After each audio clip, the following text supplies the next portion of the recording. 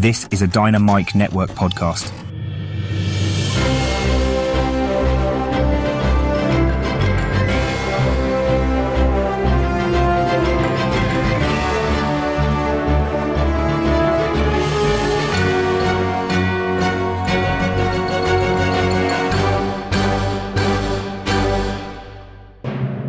Hi, welcome to the Dynamic Duel podcast, a weekly show where we review superhero films and debate the superiority between Marvel and DC by comparing their characters in stat-based battle simulations. I'm Johnny DC. And I'm his twin brother, Marvelous Joe. And in this episode, we are doing a duel between the characters of Tempest, formerly known as Aqualad, and the Inhuman Crystal. And this, of course, is in lead up to our Wildcats versus Inhumans team duel that we will be doing next week. Yeah, I've been dying to get to an Inhumans team duel. I'm a big fan of the Inhumans, not a big fan of the show that they put together on ABC, but don't let that piece of shit, poor excuse attempt for a series detract you from learning just how awesome the Inhumans are. The internet never forgets, and neither will I.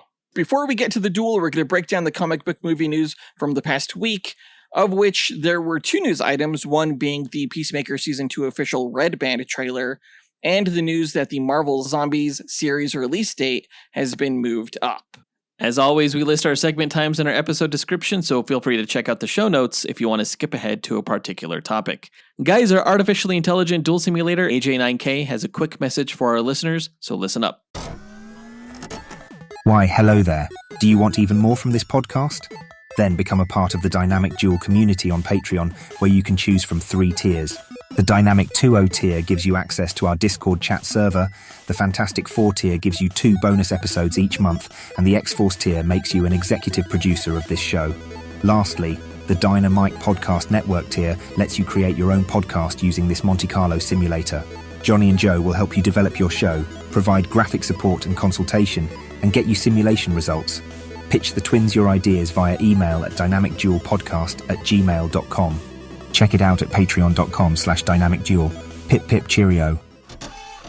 Thanks, AJ9K, and thanks to everyone who supports the podcast. Including Josh Hayward, who had a birthday this past week. Happy birthday, Josh. Also, Zachary Hepburn. 2 of our patrons actually had birthdays this past week, and I believe they both turned 35. Great age. You guys could both be president, or at least Josh could, because Zach's Canadian. And because you're Canadian, Zach, for your birthday, if I could get you any gift from DC, it would be Captain Cold's Cold Gun, because it's cold up in Canada, and that's all I really know about it. In the winter, it's cold in Canada, right? You've been to Vancouver, haven't you? Yes, and it was cold. And for the Marvel guy, Josh Hayward, if I had to give you a gift from Marvel, it would be the Falcon's wingsuit. Why? I don't know. Probably because I'm looking at an image of the Falcon right now, and that's the first thing that came to mind. Happy birthday again to both of you guys, and thanks for supporting the show. Be sure to tune into the other shows on the Dynamite Podcast Network this week, including the Console Combat Podcast, where hosts John and Dean simulate battles between popular video game characters. In yesterday's episode, the two determined who would win between King K. Rool from Donkey Kong and King Hippo from Punch-Out. Great matchup. Over on the Max Destruction podcast, hosts Scotty and Gilly pit your favorite action heroes from film and television against each other. They are taking a hiatus during the month of August, so be sure to get caught up on their latest episodes. On the Senjo World podcast, birthday boy Zachary Hepburn speculates on fights between fan-favorite anime and manga characters. In his next episode, Zach is going to reveal who would win between Akuto Sai from Demon King Daimo and Amos Voldegode from Misfit of Demon Academy. Visit dynamicpodcasts.com or click the link in our show notes to listen to all the shows in the Dynamite Podcast Network. But with that out of the way, quick to the No Prize. A No Prize is an award that Marvel used to give out to fans. Our version, the Dynamic Duel No Prize, is a digital award we post on Instagram for the person that we feel gave the best answer to our question of the week. Last week, or 2 weeks ago actually, we asked you guys, what was the best live-action Spider-Man suit? And the best live-action Batman suit, and why? We got a few answers for this one. Not nearly as much as I thought we would, actually. But let's go ahead and run down the honorable mentions and the No Prize winner. Our first honorable mention goes to Alex Albro, who said, Hey guys, I think Toby's black suit was the best. I can remember the way the action figure felt in my hand even 20 years later, and seeing it come onto him in the movie with a webby black virus looking thing was a really cool visual. As for Batman, I think George Clooney's suit's the best. It's the most anatomically correct, you could say, and it just fits the tone of that film. I never once questioned it as a kid, and also it's got the best Robin suit in that film. Thanks, guys. Yeah, the Tobey Maguire Spider-Man suit is really good. Definitely like the raised webbing look. And the symbiote suit that he wore from Spider-Man 3 was no exception. They basically took like the sleek, shiny black webbing portion of his suit and applied that to everywhere as opposed to just the webbing. And I thought that was really cool because the symbiote, is supposed to be black and shiny. At least Venom is. I still remember the first look we got at the black Spider-Man suit from Spider-Man 3. It was a really cool poster of Spider-Man just like kneeling at the edge of a building like a gargoyle in the rain. And it was just all black and white. For some reason, the photo was so striking. I thought it looked really cool. And as for George Clooney's suit, what? Ew, bro. Nipples. You don't like nipples? Everybody's got nipples. Come on. No, I don't want nipples. You don't want nipples? No. Great answer, Alex. Our next honorable mention goes to Daniel Alonso, who said, All right, the best Spider-Man suit, hands down, is the Tobey Maguire one. I mean, the raised webbing, the best spider on the front and the back. The eyes are amazing, and then it all has this underlying checkered pattern throughout the fabric. Its colors are fantastic. It's just the best suit. And best Batman suit, probably Batterson. I think it's the most menacing, the most realistic. He just looks like a tank. I love that one. Yeah, another shout out for Tobey Maguire's Spider-Man suit. I really think that was the suit that brought superhero costumes into the modern age. I mean, before that we had the X-Men, but they didn't really quite nail the suit in a way that I think was satisfying for fans. Nobody was complaining about Tobey Maguire's suit when that movie first came out because it was literal perfection. Everything from the material to the design, the eye design, as Daniel mentioned, it was flawless. do you think that the Tobey Maguire spider logo was better than Andrew Garfield's, though? Or maybe Tom Holland's? It's a great question. Honestly, my favorite spider emblem is probably Andrew Garfield's, I think. That's what I was thinking. Yeah. I would agree with that. As for Battinson's suit, it's definitely the least comic book accurate, but you're right. With the steel plating, he almost looks like a knight in his armor, just wearing a cowl and a cape. He looks badass. I really, really want him to be a part of the DCU. I'm not going to stop saying it until it's like official. You're going to try to manifest it? Absolutely. Like until James Gunn announces the casting for his Batman, I'm still going to insist that it should be Robert Pattinson. If that does happen, though, I would probably insist as a fan that he get a more comic accurate bat suit. Nah, I'm fine with it. Great answer, Daniel. Our final honorable mention goes to Scott Camacho, who said, Scotty Macho here. If I had to pick a Spider-Man suit, it would be Tobey Maguire. I mean, he was our first introduction into live-action Spider-Man, and his suit was pretty much on point. And I'm a big fan of the black suit. And for Batman, it's Ben Affleck's Batman. It's everything we wanted from the Dark Knight Returns put into silver screen. It was awesome.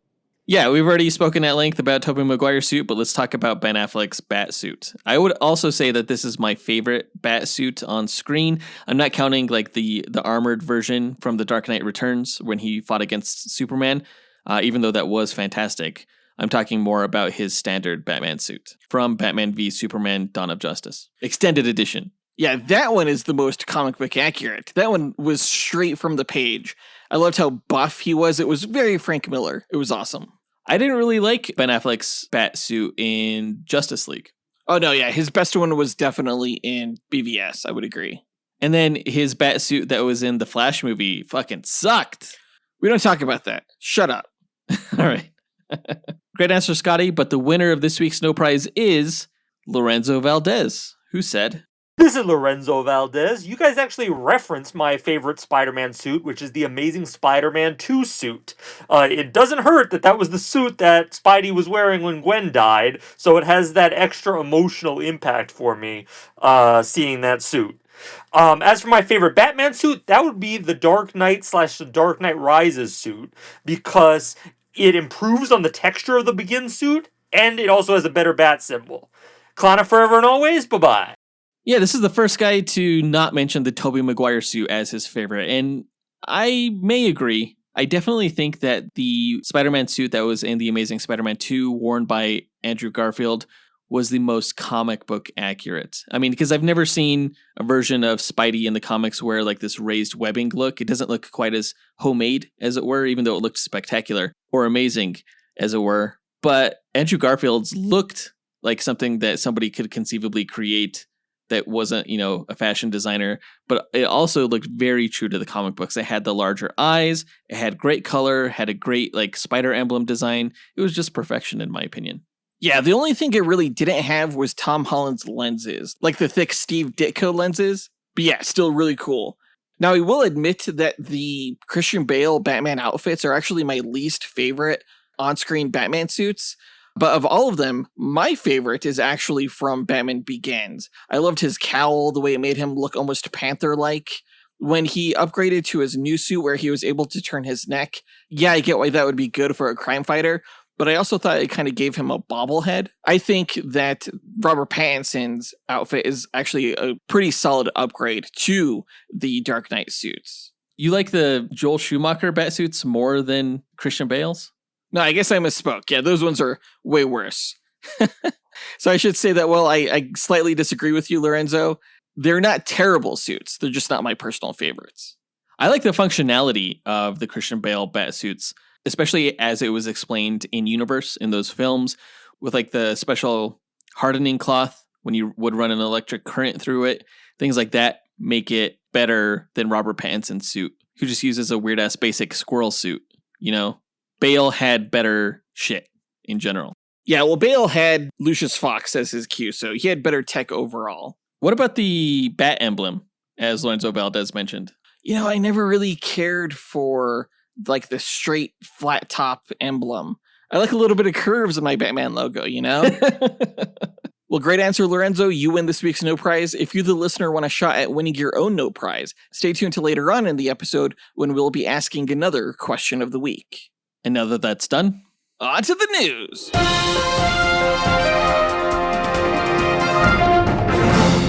Okay, with the premiere of Peacemaker Season 2 coming up soon, HBO Max has released an official Red Band trailer for the series, which I thought would delve more into the story, but it was really just a showcase for how raunchy and violent the series is going to be. Like, I forgot how raunchy James Gunn could get until this whole trailer starts off with a freaking orgy in Peacemaker's house. And Vigilante complaining about how he wasn't invited. I'm fine with the no story stuff, though. I don't want to know too much about the story as we go into it, but this trailer did remind me basically just how much of a good time I'm in for watching it. Because the first season was hilarious, and I was laughing my ass off during this Red Band trailer. Yeah, after we learned that Rick Flag Sr. is looking for Peacemaker because he has a dimensional portal similar to Lex Luthor, we just get a series of jokes, including this creepy-looking alien that steps through one of Peacemaker's portals and just refuses to say hi. And Peacemaker's like, fuck you then, you Crypt Keeper-looking bitch. So good. It is interesting that they are addressing the fact that Lex Luthor had his own dimensional portal and that Peacemaker's dad, the White Dragon, also has one. It's strange because it seems like White Dragon's portal is better and more stable than Lex Luthor's. Seemingly, yeah. So does that make White Dragon smarter than Lex Luthor? I don't think so. I know we'll be getting new versions of White Dragon, and maybe in some other universe there was a version that was smarter than Lex Luthor, and he just happened to create portals for all of the other White Dragons and all of the other multiverses. That's just my guess, though. But I would agree that it definitely looks more stable. It looks like there's going to be a lot of action in this season, lots of explosions, bloody explosions, it looks like, including an explosion where Tim Meadows gets flicked in the face with a nail or something like that. And Eagly rips a dude's eyeball out. Yeah, that was wild. Or a finger, or both. Yeah, it looks like he just shreds the guy. Of course, at the end of the trailer, we get a call back to the dick alien. Not too much more to the trailer other than that. If you guys haven't watched Peacemaker Season 1, watch it now so you can get caught up in time for the show's release. It debuts this Thursday, August 21st on HBO Max. I can't wait for the show. I love the writing. I love the cast. But speaking of the cast, that brings us to our question of the week. What is your favorite supporting cast in a Marvel or DC ensemble series, and why? Yeah, every television series based on a superhero usually has a cast of characters that support the main hero titular character. We just want to know which cast of characters is your favorite. Record your answer at dynamicduel.com by clicking on the red microphone button in the bottom right-hand corner of the screen, which will prompt you to leave us a voicemail. Your message could be up to 30 seconds long, and don't forget to leave your name in case we include you on the podcast. We'll pick our favorite answer and award that person a Dynamic Duel No Prize that we'll post to Instagram. Be sure to answer before August 23rd. And in Marvel news, we learned this past week that Disney Plus has moved up the Marvel Zombies release date so that instead of debuting on October 3rd, it's going to now debut a week earlier on September 24th. The season is going to be 4 episodes that are going to be released weekly, so all the episodes will be out before Halloween, but still close enough, which is appropriate for a horror animated series. I forgot that this show was even coming out this year. How could you forget? This is going to be amazing. The What If episode that included the Marvel Zombies, which was called What If Zombies, that was back in 2021, I believe. That was one of the best episodes of that season. And Marvel Zombies is a really enjoyable story, really gruesome, written by Robert Kirkman back in the day. But this is going to be a new version of it, a made-for-screen adaptation that started with that What If episode. Really excited to see where it goes. If you guys want to learn more about the Marvel Zombies universe, definitely check out our Deceased versus Marvel Zombies Team Duel episode. Yeah, that was a lot of fun. I heard that in this upcoming Marvel Zombies season, we're going to get other characters that weren't in the previous episode, including like Moon Knight and Blade, and Shang-Chi's also going to be there. So yeah, it's going to be a big blast. Wait, is Blade going to be voiced by Mahershala Ali? That I do not know. That would be interesting. That would be fantastic. Really looking forward to it in just over a month, and I hope you guys are too. We're not going to be reviewing it for this show. I guess depending on how people react to it, we'll determine whether or not I take the time to watch. You're going to be watching. It's only 4 episodes. It's going to be a quick, easy watch. Perfect for the season. I'm definitely going to be watching. You're definitely going to be watching, motherfucker. And if you don't, I'm going to make you. I don't know how yet, but I will. I'll find a way. Yeah, bro. You don't scare me. What? Why not? Your face? I don't know.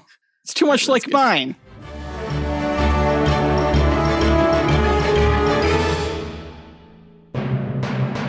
But with all the news out of the way, now let's get on to the main event, where we find out who would win in a matchup between Aquaman's former sidekick, Tempest, and the Inhuman princess, Crystal.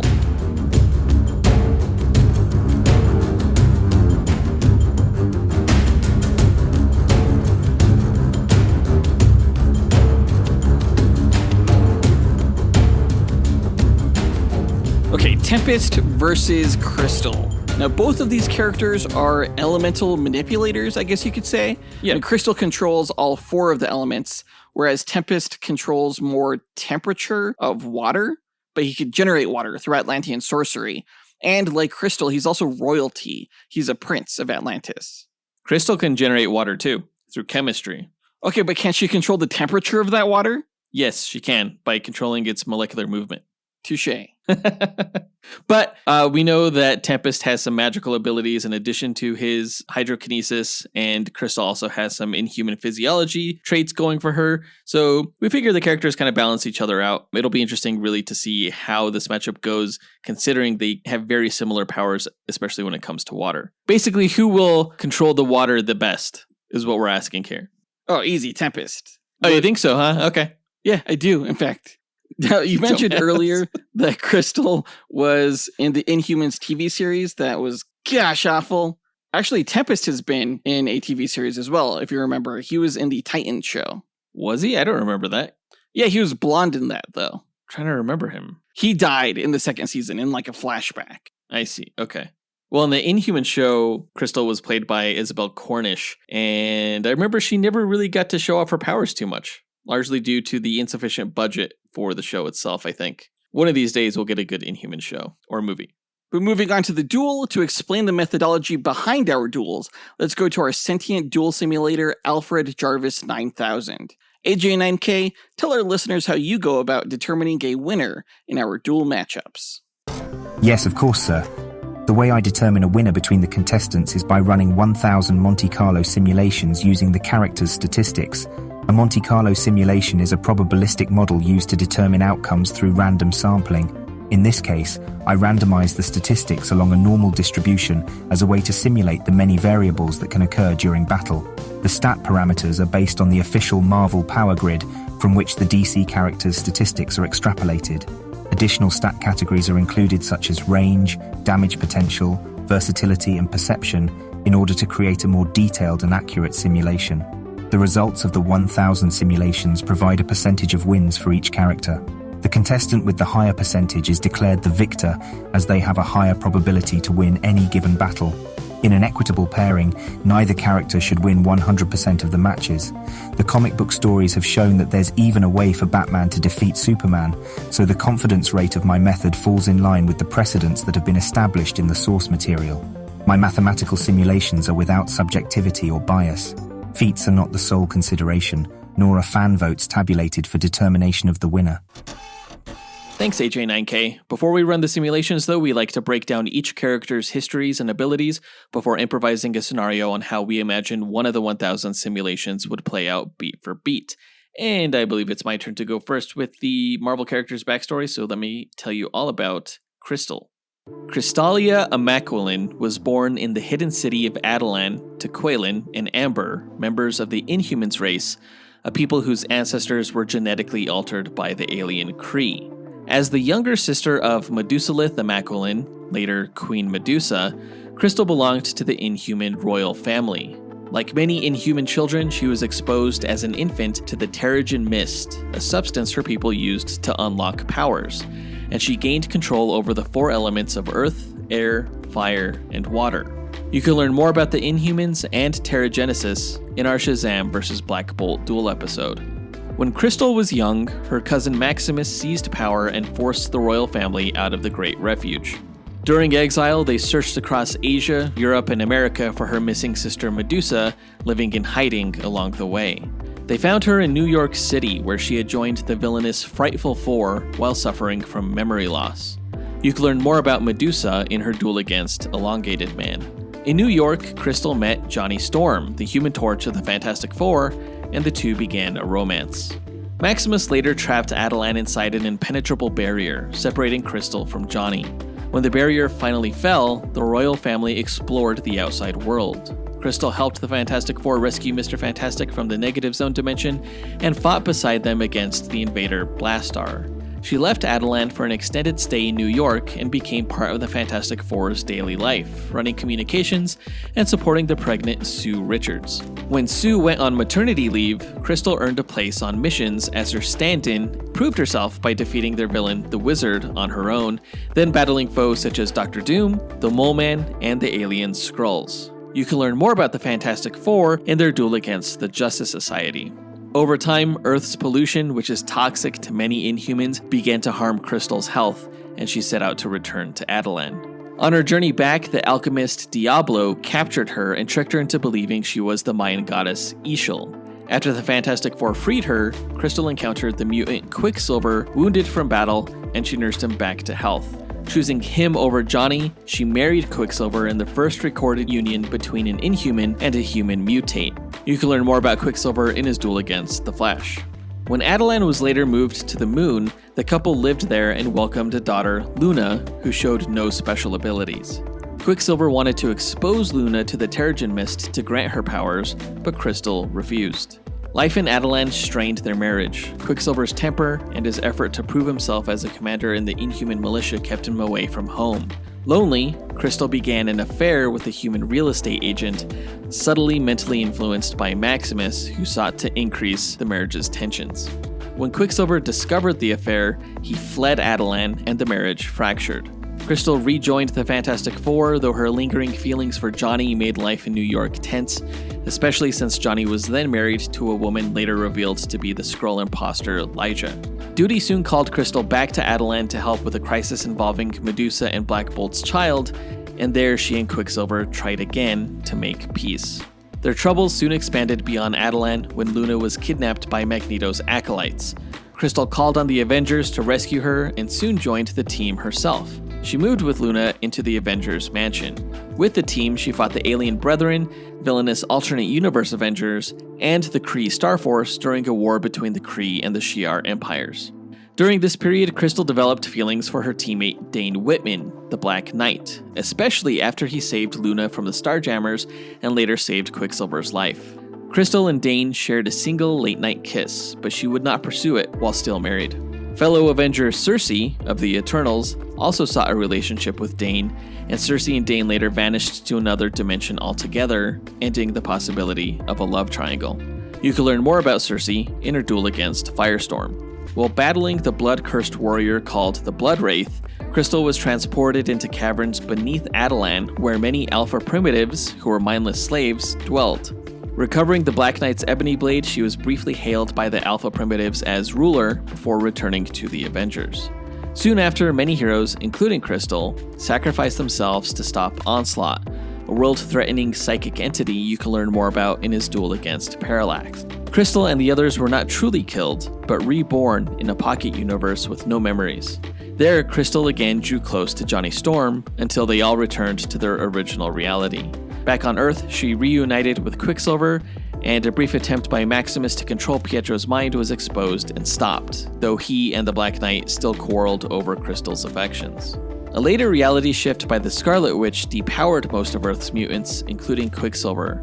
Desperate, he stole the Terrigen crystals from Attilan, kidnapped his daughter Luna, and exposed her to the mists, which granted her empathic abilities.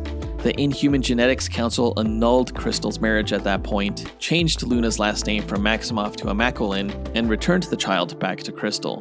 When human authorities seized the crystals and refused to return them, the Inhumans declared war on the United States.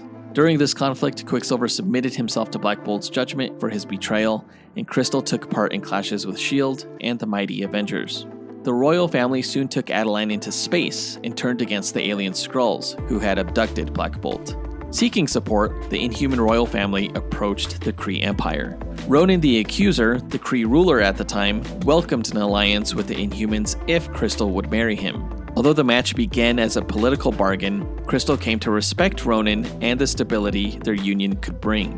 The wedding was interrupted when the Shi'ar Imperial Guard attacked during Vulcan's invasion of Kree space. Ronan was beaten nearly to death in the assault, and while Crystal visited him in recovery, she helped rally the Kree by showing public compassion to injured commoners. The scenes, broadcast across the Empire, earned her the nickname the People's Princess.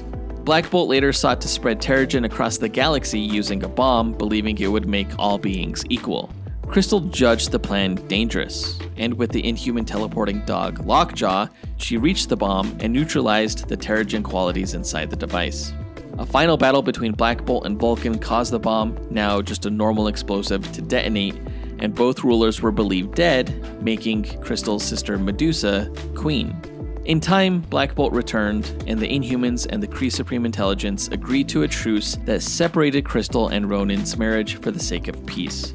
The decision saddened them both, as their arranged marriage had grown into a genuine bond.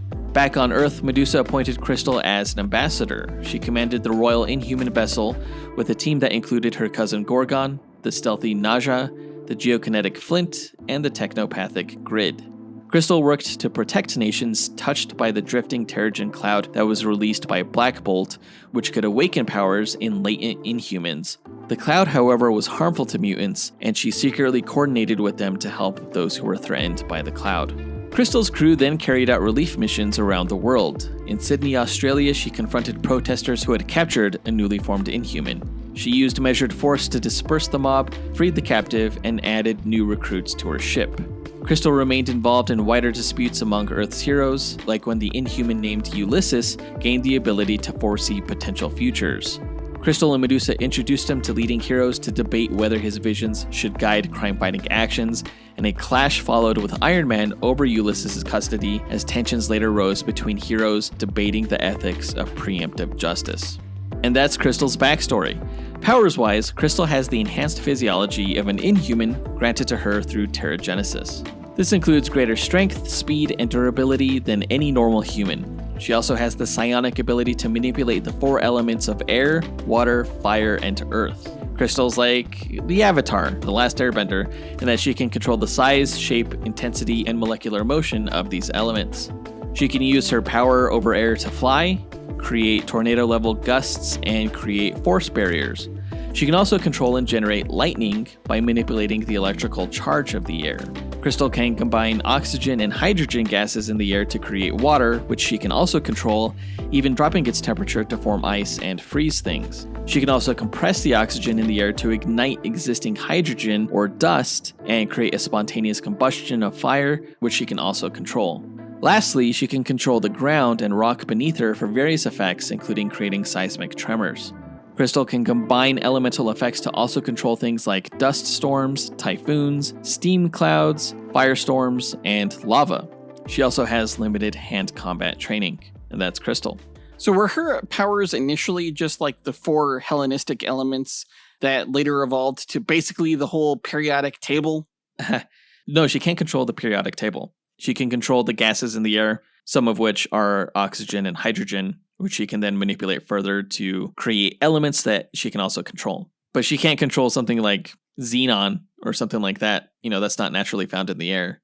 The electricity thing is a little weird because even since her inception, she was able to throw lightning bolts, which didn't make sense considering electricity isn't part of the 4 classic elements. And they kind of kept it in more modern iterations, rationalizing it as her ability to control the electrical charge of the molecules she's manipulating. No, I get it. I mean, if you think about it in Avatar terms, lightning is just kind of like another version of fire. Not really, but sure. I mean, once you said she's like the Avatar, I was like, okay, I got it. A good matchup would actually be between Aang, however you pronounce it, and Aang. Crystal. Aang, yeah, whatever. I never watched the show. Okay, we're going to stop recording right now so you can watch the whole show because you need to do that. I'll watch it eventually. Maybe after the podcast ends in January. Yeah, that should be the first thing you do with your newfound free time. But it's been a while, I feel like, since we found some interesting connections between the characters that we pit in duels against each other.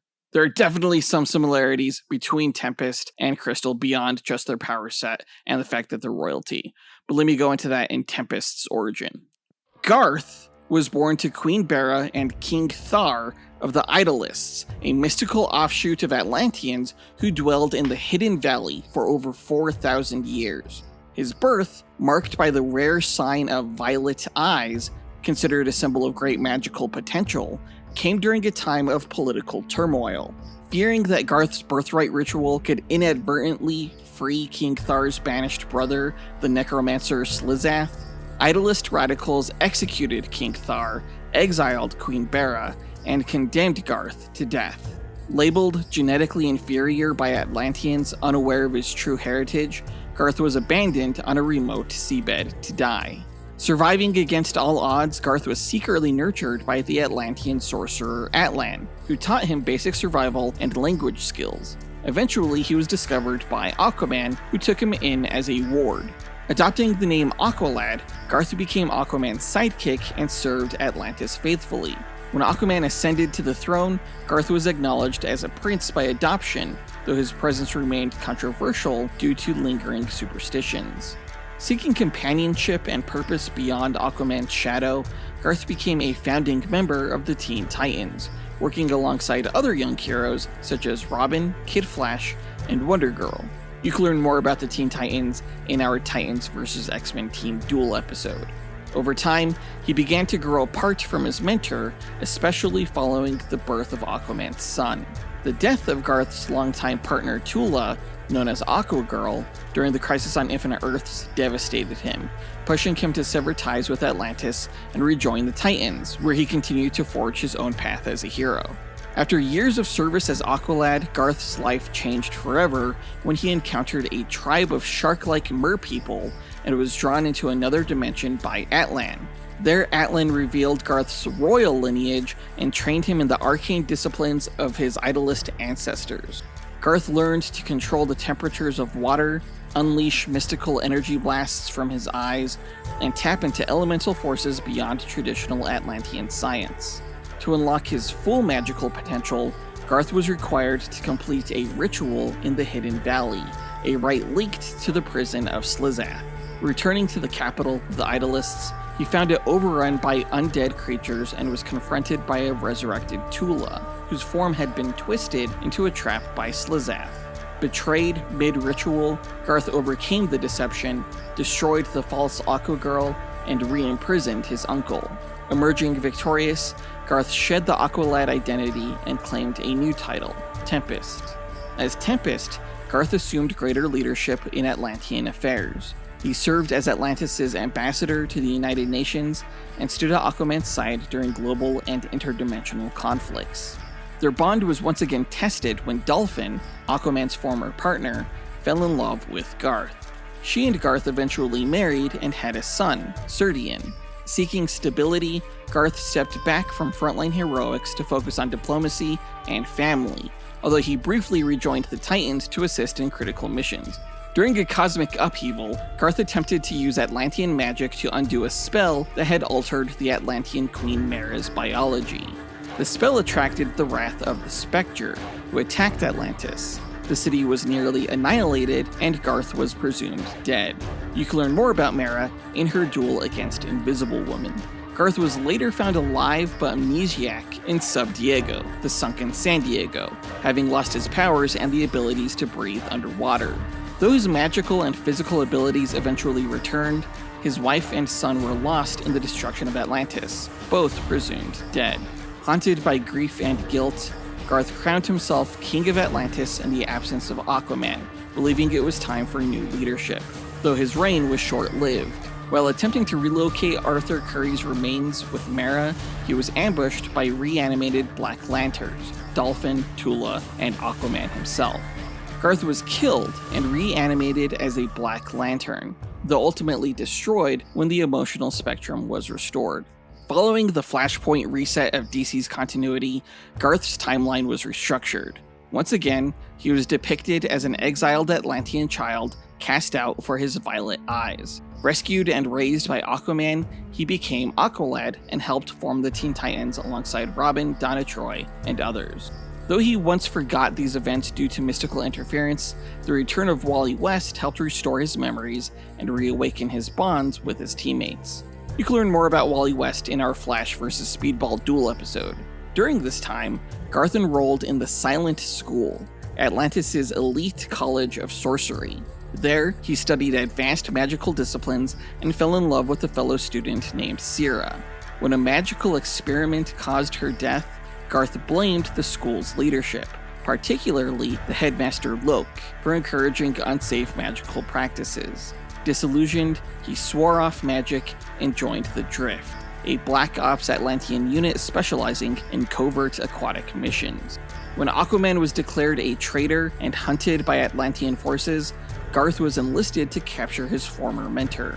Though loyal to Atlantis, Garth retained his sense of honor and justice, ultimately siding with Aquaman when it became clear that the true threat came from another dimension. He fought alongside Mara, a new Tula, and Aquaman to repel the invading realm of Thule and helped stabilize Atlantis in the aftermath. His connection to the Titans was rekindled during an alien invasion. Joining the new roster alongside Donna Troy, Beast Boy, Raven, and Miss Martian, each of whom you can learn more about in their respective Duel episodes, Garth helped lead a strike against alien warships, poisoning Earth's oceans and mutating its people. In the climactic battle, he sacrificed himself to hold off the alien god Drogue, allowing the others to escape. Though presumed lost, Garth later returned, having survived the encounter. He eventually supported the formation of Titans Academy, mentoring young heroes and protecting them during times of crisis. When Red X attacked the Titans Tower in San Francisco and magical forces threatened Earth, Tempest defended the students and battled alongside his former teammates. Recently, he stood with Earth's remaining defenders against Deathstroke's corrupted army, reaffirming his role as a steadfast protector of both Atlantis and the surface world. Now, powers-wise, as an Atlantean, Tempest possesses a range of superhuman traits, including enhanced strength, durability, and speed, optimized for survival at extreme ocean depths. He can breathe underwater indefinitely through microscopic pores in his skin, and sees clearly in darkness and murky environments. His hearing and sense of smell are also heightened to adapt to aquatic conditions. While capable of functioning on land, he does require periodic exposure to water to maintain peak condition. Garth's magical abilities surpass those of most Atlanteans, stemming from his royal idolist lineage. Trained by the sorcerer Atlan and educated at the Silent School, he can project destructive eldritch energy from his hands or eyes, summon and manipulate water, and rapidly heat or freeze large volumes of liquid. He can construct mystical barriers, perform astral projection, and open dimensional portals. His hydrokinesis allows him to shape whirlpools, geysers, and tidal surges at will. He shares a telepathic link with marine life, enabling him to communicate and command sea creatures, like his mentor Aquaman. Lastly, he is also a seasoned combatant trained in Atlantean martial arts and armed combat. And that's Tempest. So if he could speak to marine life like Aquaman can, then he just seems like way better than Aquaman, considering he can do everything that his mentor can do and more. I think they would be more inclined to honor the King of Atlantis over Garth, but yeah, that's probably the only person they would listen to over him. Seems like the trainee has become the master. I like Garth more than Aquaman now, considering I always thought like Aquaman's ability to speak to fish was his like unique defining characteristic. Well, it is, in a way. It's sort of like his metahuman ability, whereas Tempest has to do it through magic. 6 one way, half a dozen the other. I don't know what that means, but yes.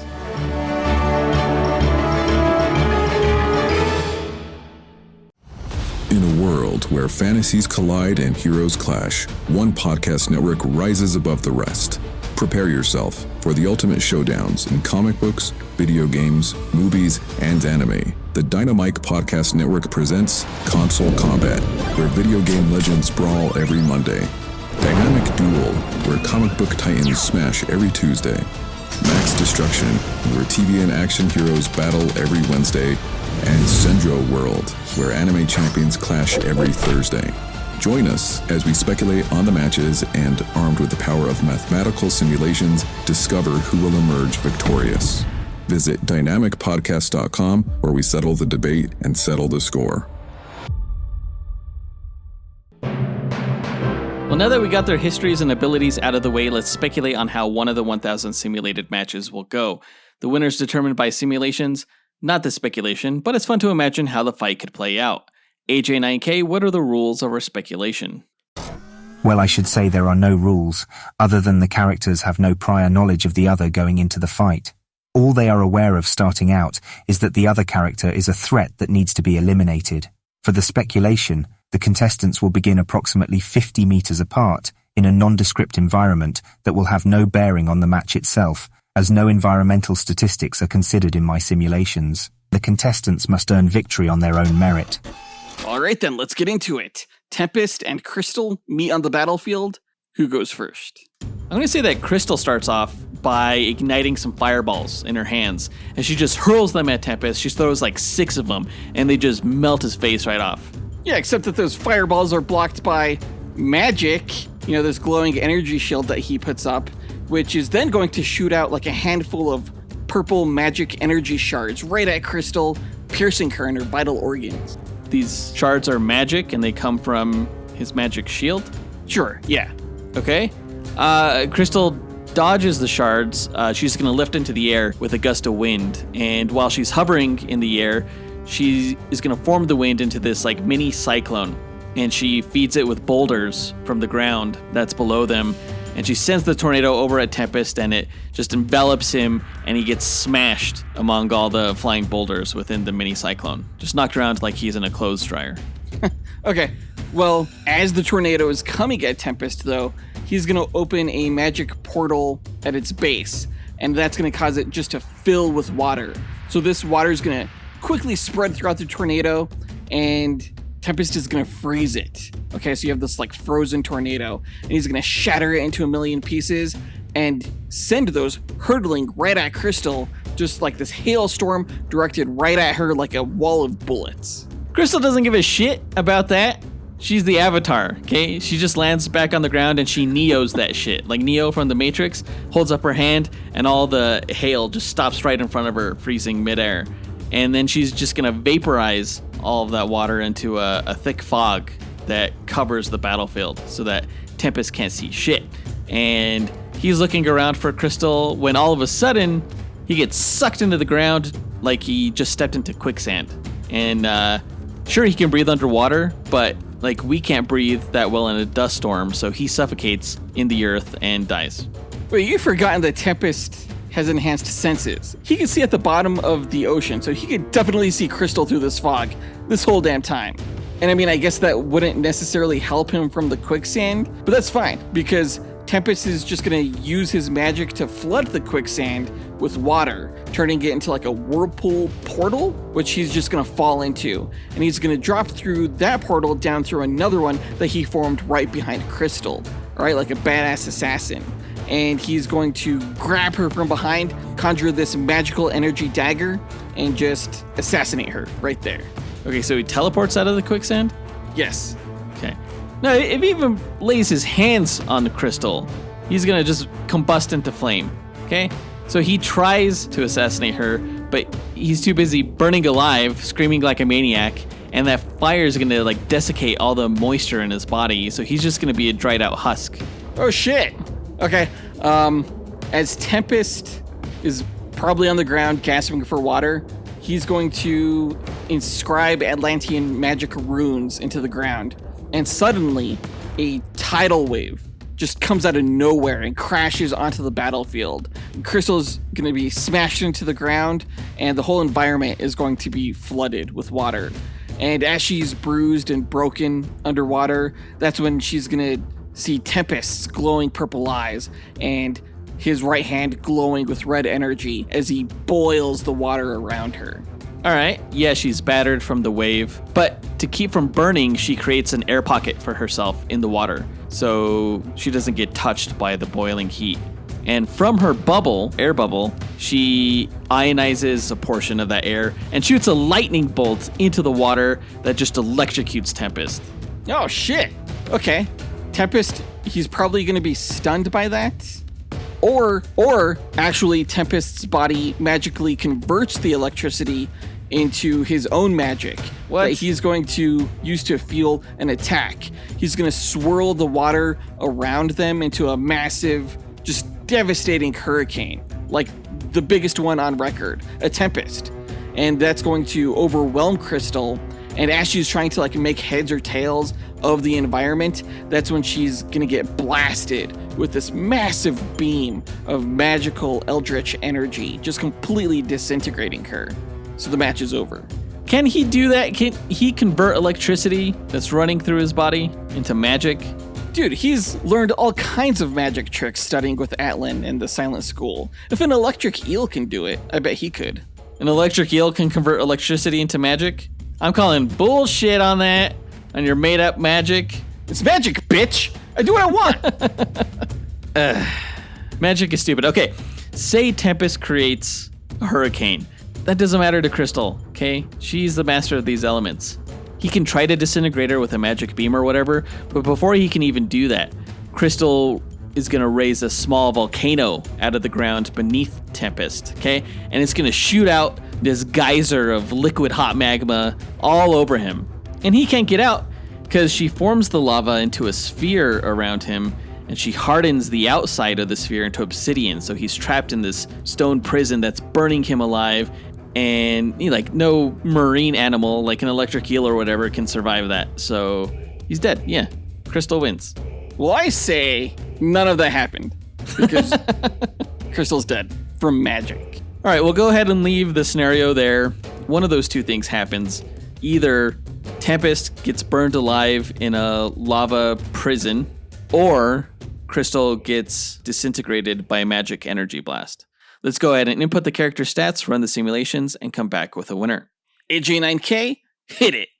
Inputting data, running calculations, processing results, simulations complete. All right, that was a really fun match. I really like these two characters. They're pretty cool. Yeah, for some reason, I thought that Crystal would have the physiological edge here, considering that she's inhuman, and so she has enhanced physicals. But then you reminded me that Tempest is Atlantean, so his physicals are even more enhanced. Like, Crystal is durable, Tempest is more durable than that.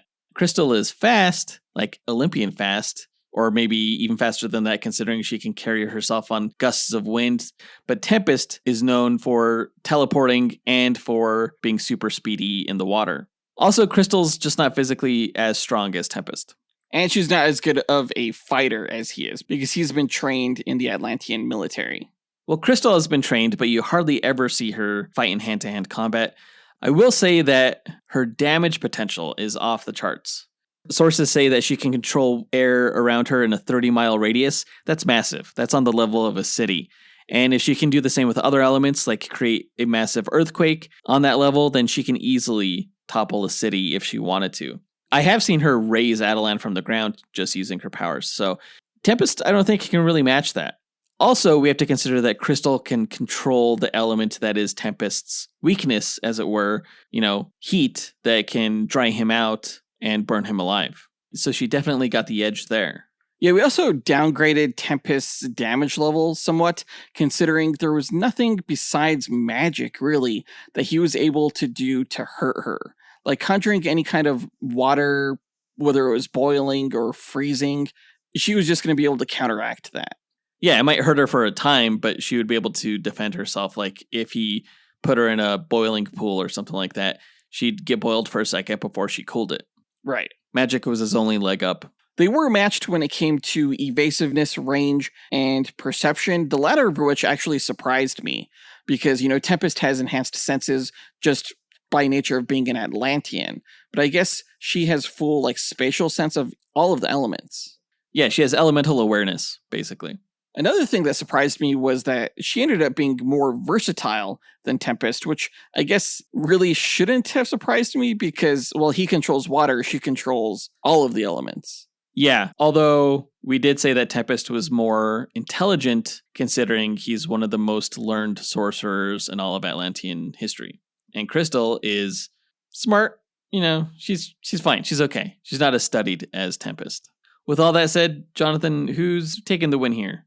Pretty sure it's Tempest. I'm not 100% on that, but Instagram agrees with me. As of this recording, 60% of people voted for Tempest to win. They don't know. You don't know. The only person that knows right now is AJ9K, who has the results. So, AJ9K, the results, please. Here you are, sir. All right, the winner in the duel between Tempest and Crystal is Tempest. Yes! That does it for this episode. We want to thank our executive producers. No. What's the win percentage? Out of 1,000 simulated matches, Tempest won a lot of them. He actually won 752 matches, whereas Crystal only won 248. So it was 75.2% over 24.8%. That is wild. I did not think he was going to get a win rate that high. It was the physicals and it was the intelligence. Tempest is actually pretty impressive statistically. Whereas Crystal, she has a lot of damage potential. She's very powerful, but she just can't match the overallness of Tempest. That is awesome. I love that. Freaking go Tempest and suck it, Inhumans. No, the Inhumans are going to be pissed about this result, and they're going to come out with a fury like the Wildcats have never seen in our next episode because of this loss. They're not fucking around. Clearly, you don't know the Wildcats. I don't know anything about the Wildcats, no. Actually, neither do I. I'm going to learn all about them this upcoming week in preparation for this team duel. Yeah, definitely can't wait for that. But that does it for this episode. AJ9K, close us out. Thanks for listening to Dynamic Duel. Visit the show's website at dynamicduel.com and follow us on Instagram at Dynamic Duel Podcast. You can support the show on Patreon at patreon.com/dynamicduel and joining a tier that works for you, or by rating and reviewing Dynamic Duel on Apple Podcasts, Spotify, Podchaser, or on our website.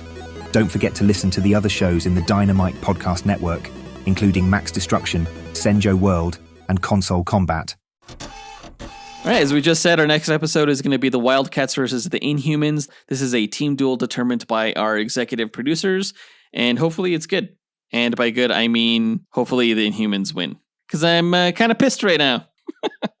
But that does it for this episode. We want to give a big thanks to our executive producers, John Starosky, Zachary Hepburn, Dustyn Balcom, Miggy Matanguihan, Nathaniel Wagner, Levi Yeaton, Austin Wesolowski, AJ Dunkerley, Nick Abanto, Scott Camacho, Gil Camacho, Adam Speas, Dean Maleski, Devin Davis, Joseph Kersting, Josh Liner, Mike Williams, Oscar Galvez, and Paul Graves for helping make this podcast possible. And we'll talk to you guys next week. Up, and away! True Believers.